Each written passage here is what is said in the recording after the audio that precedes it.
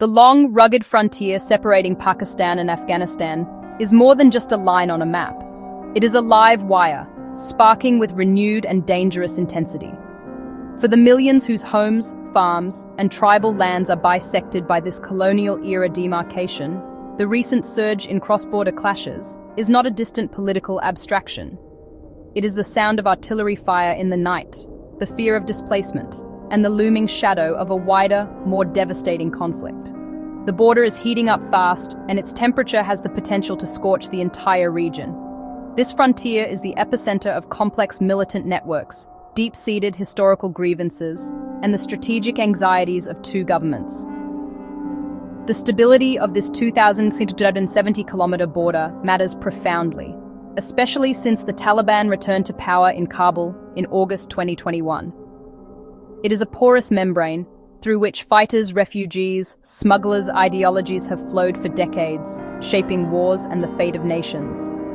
When tensions escalate here, the ripple effects are felt far beyond the mountain passes and dusty plains.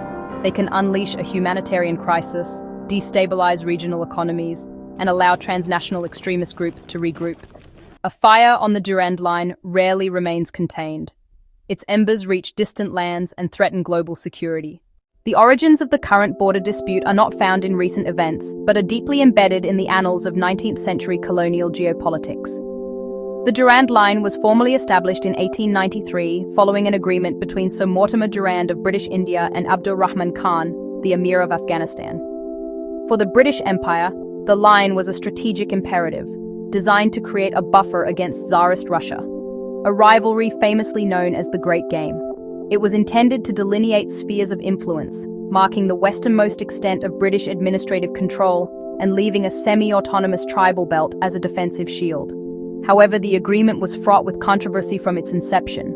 Many Afghan leaders argue the treaty was signed under duress, with British power looming over a weaker Afghan state. More significantly, the line ignored ethnic and tribal realities. It sliced through the heart of the Pashtun homeland, dividing tribes, clans, and even families who had lived here for centuries. This division has fueled nationalist grievances on both sides for over a century. After 1947, Pakistan inherited the Durand Line as its international border, while successive Afghan governments refused to formally recognize it, periodically reviving the call for Pashtunistan. During the Cold War, the porous border became a conduit for weapons, funds, and fighters supporting the Mujahideen, planting seeds of future instability. The dramatic collapse of the US-backed Afghan government and the Taliban's swift takeover of Kabul in August 2021 marked a seismic shift. It fundamentally altered dynamics along the border. In Pakistan, cautious optimism took hold.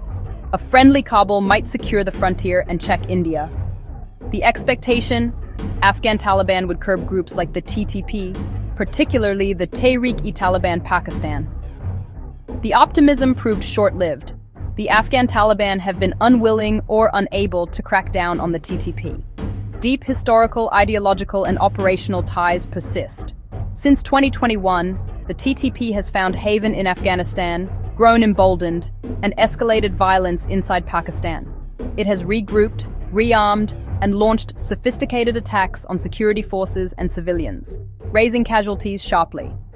Frustration in Islamabad has spiked, souring ties with Kabul.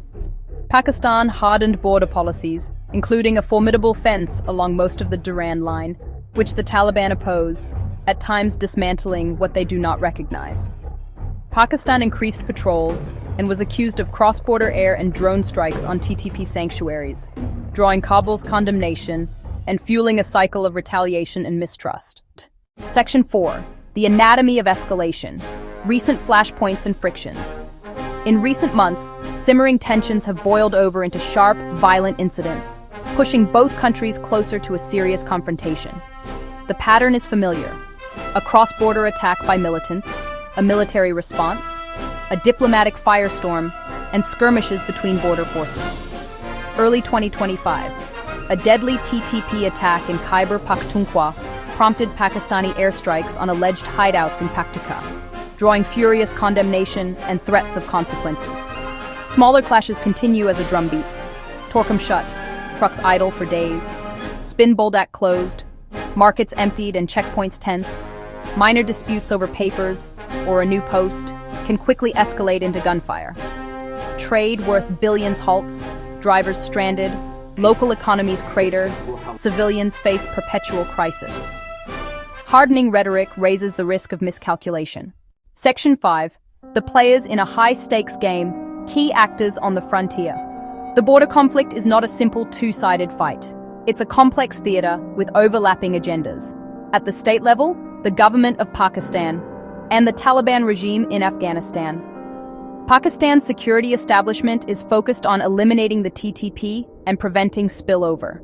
The Taliban struggle to consolidate rule, seek legitimacy, and assert sovereignty, resisting Pakistani pressure on the TTP and rejecting the Durand Line. The main non-state actor, the TTP, ideologically aligned with the Afghan Taliban, but aiming to overthrow the Pakistani state and impose its own rule.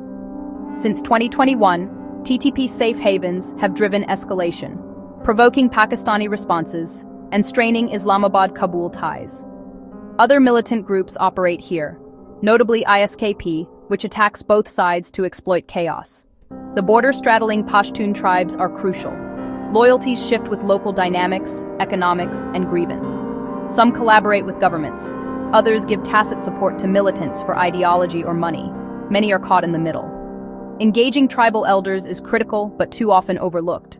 Regional and global powers are invested: China, India, Iran, and the Central Asian republics, the United States, and Western powers.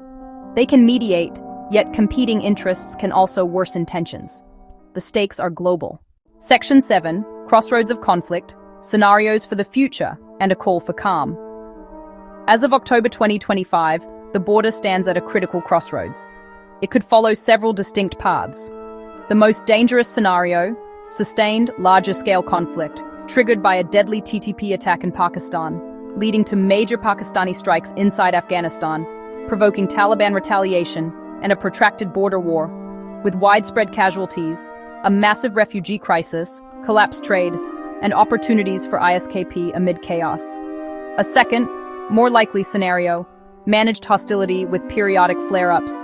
Both avoid all-out war, but remain in low-level violence. Pakistan continues targeted pressure. The Taliban give tacit space to TTP and clash at the border. Development stalls. Instability and suffering persist. A slow-burning crisis that erodes both states. A third path? Strategic de-escalation and dialogue. Difficult but most beneficial. Step back from the brink. Use neutral facilitators. Set red lines and avoidance mechanisms. Establish a joint security commission against militant threats. Reopen crossings under agreed protocols. Cool public rhetoric. People yearn for security, work, and peace for their children. Choosing dialogue is an act of strength, one that can pull the region back from the precipice and let families rebuild.